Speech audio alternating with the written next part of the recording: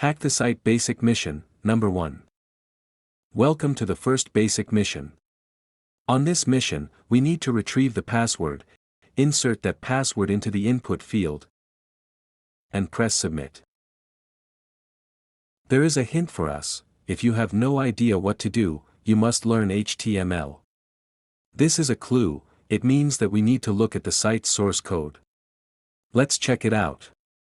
To look for the source code, you need to right-click somewhere on an empty space on the page. Select View Page Source. When you are looking at the source code, press Ctrl F key combination to open the search and write password to the search input. If you go through search results, you should find an HTML comment that contains the password.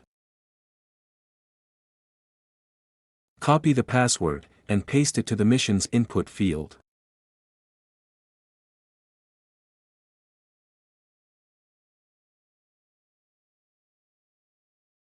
Press Submit.